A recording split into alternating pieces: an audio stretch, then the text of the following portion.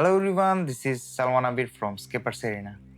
আজকে আমরা আমাদের সবথেকে বেশি popular terrarium design mini stairs terrarium create করব। এই ভিডিওতে আপনারা শিখবেন যে কিভাবে এত সুন্দর অ্যান্ড হেলদি একটা টেরারিয়াম ক্রিয়েট করতে হয়। ভিডিওটি অবশ্যই সম্পূর্ণ দেখবেন, কারণ ভিডিওটির মাঝে মাঝে আমি কিছু টিপস অ্যান্ড ট্রিক্সও শেয়ার করব। ফার্স্টেই আমরা আমাদের গ্লাস জারটা নিয়ে নিব।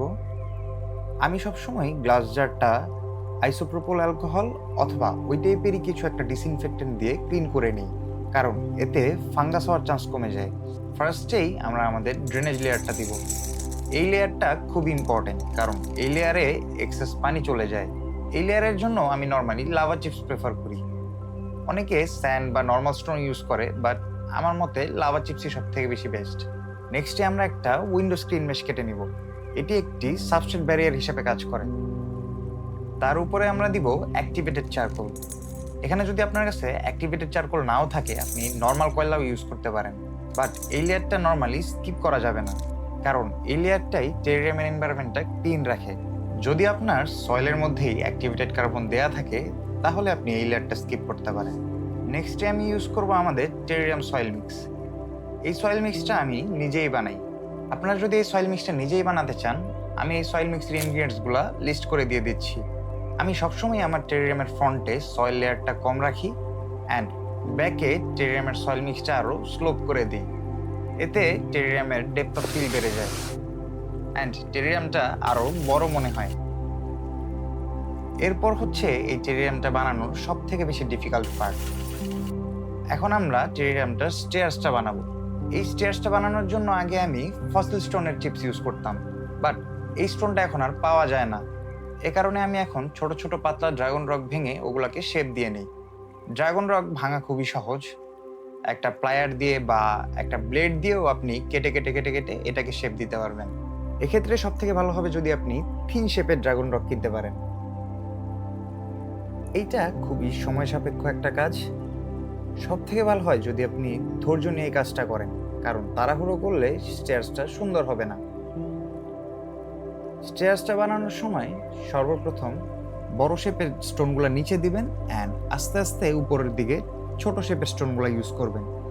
এতে স্টেয়ার্সটা দেখতে আরো সুন্দর লাগে অ্যান্ড মনে হয় যে কাছে থেকে দূরের যে একটা ইলিউশন এটা ক্রিয়েট হয়। নেক্সট যে স্টেপ, এটা হচ্ছে গ্লুইং।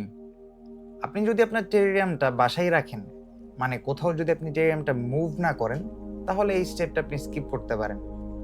বাট আমরা যেহেতু এই টেরারিয়ামগুলা ডেলিভারি করে থাকি, তাই আমরা যতটা সম্ভব শক্তপোক্তভাবে স্টেয়ার্সটা বানাই। এই জন্য আমরা ফার্স্টে হালকা সুপার গ্লু দিয়ে টেম্পোরারিভাবে রকগুলো লাগাই অ্যান্ড একবার পজিশনটা সেট হয়ে গেলে তারপর আমরা স্টোনের পিছন সাইডে রিভার কটন ইউজ করে পার্মানেন্টভাবে রকগুলা ফিক্সড করে দিই। এই কটনটা খুবই একটা কাজের জিনিস। আগে আমি এইখানে টিস্যু পেপার ইউজ করতাম, কাজ যদিও সেম হয়, বাট এই কটনটা আরও শক্ত। যদি আমি এখানে শুধু সুপারগ্লু ইউজ করতাম, একটা সময় গেলে এই স্টোনগুলো ছুটে আসতো। বাট আমি যদি এই কটনটা দিয়ে দুইটা স্টোনের মাঝে এই কটনটা দিয়ে তারপরে সুপারগ্লু দেই, তাহলে এই স্টোনটা উঠে আসার চান্স খুবই কম। বলতে পারেন যে একদম উঠে আসার সম্ভাবনাই নেই, কারণ এটা একদম রক সলিড হয়ে যায়।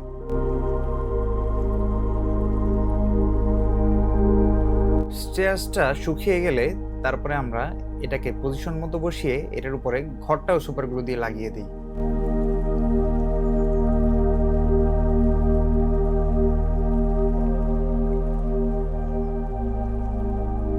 নেক্সটে আমরা পেছনে আরও একটা লেয়ার ক্রিয়েট করব। এই জন্য আমরা ইউজ করব ছোট মাউন্টেন প্রপস। এখানে আপনি চাইলেই যে কোনো স্টোন ইউজ করতে পারেন, বাট আমার কাছে যেহেতু এই মাউন্টেন ডেকোরগুলো ছিল, তাই আমি এগুলো ইউজ করে ফেললাম। এগুলোতে ডিটেলটা অনেক সুন্দর অ্যান্ড দেখতেও খুব ভালো লাগে। নেক্সটে আমি আমার বানানো সয়েল পেস্টটা ইউজ করব। এতে দুইটা কাজ হয়ে যাবে, মাউন্টেনগুলা গ্লাসের সাথে ফিক্সডও হয়ে যাবে, তাছাড়া পিছনে আরেকটা লেয়ার ক্রিয়েট হয়ে যাবে যেখানে আমি মস লাগাতে পারবো।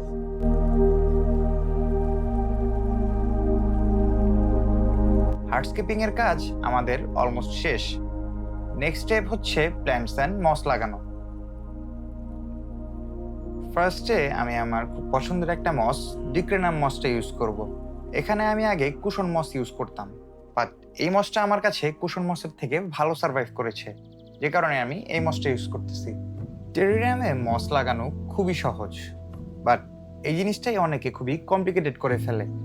নর্মালি যদি মসটা বেশি মোটা হয় তাহলে আমরা মসের বটম পার্টটা কেটে নেই, দেন আমরা মসটা প্লেস করি। মস লাগানোর জন্য আমি জাস্ট হাত দিয়ে মসটাকে সয়েলের উপরে প্লেস করে দিই, অথবা টুইজার দিয়ে হালকা করে প্রেস করে দিই। মসটাকে আপনার সয়েলের ভিতরে গুজে দেওয়ার কোনো প্রয়োজন নেই, জাস্ট হালকা করে সয়েলের উপরে প্রেস করে দিলেই হবে।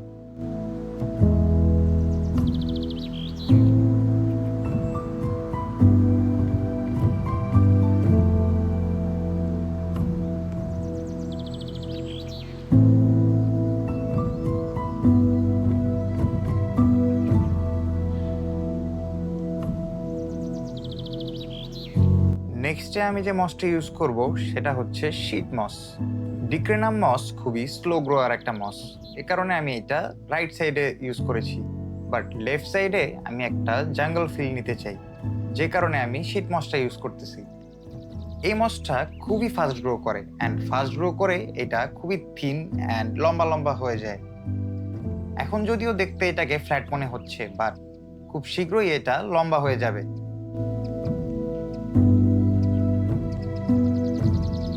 এখনো অবধি যারা আমার এই ভিডিওটি দেখছেন, আমাকে অ্যান্ড আমার চ্যানেলকে সাপোর্ট করার জন্য অ্যান্ড ইন ফিউচার আরও এমন অনেক কন্টেন্ট পাওয়ার জন্য ভিডিওটিকে লাইক অ্যান্ড চ্যানেলটিকে সাবস্ক্রাইব করে যাবেন। এমন ভিডিও বানাতে আমার অনেক সময় অ্যান্ড এফোর্ট দিতে হয়, যে কারণে আপনাদের সাপোর্ট আমাকে খুবই মোটিভেটেড করে।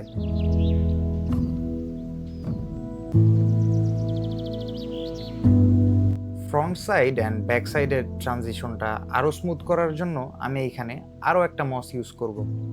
এই মসটার নাম হচ্ছে ক্লাব মস। এই মসটা স্টার মসের মতোই দেখতে, বাট ওইটা থেকে কিছুটা স্লো গ্রো করে এটা।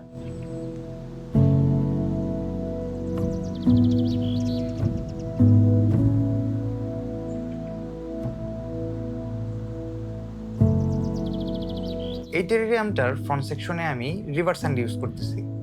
স্যান্ডটাকে সমানভাবে ছড়িয়ে দেওয়ার জন্য আমি একটা নর্মাল পেইন্ট ব্রাশ ইউজ করতেছি।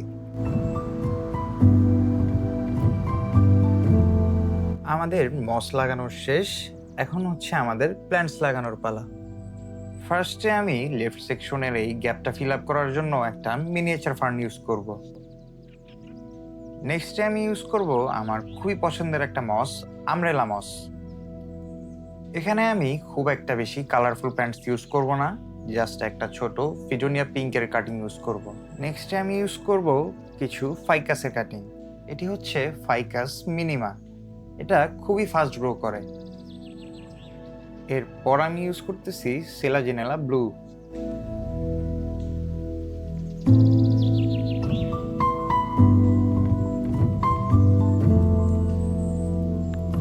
আপনাদের যদি কারো কোনো কোয়েশ্চেন থাকে অবশ্যই কমেন্ট করে জানাতে পারেন। নেক্সটে আমি একটা অ্যানুবিয়াস মিনি ইউজ করব। এটি যদিও একটি অ্যাকোয়াটিক এপিফাইট প্ল্যান্ট, বাট এই প্ল্যান্টটা টেরারিয়ামেও খুব ভালো হয়। বাট এই প্ল্যান্টটা কখনোই সয়েলে প্ল্যান্ট করা যাবে না। এখানে আমি জাস্ট মসের উপরে প্লেস করে দিচ্ছি।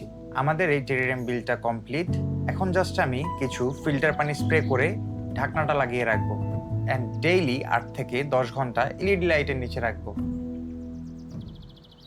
আজকের জন্য এই পর্যন্তই। See you in the next video.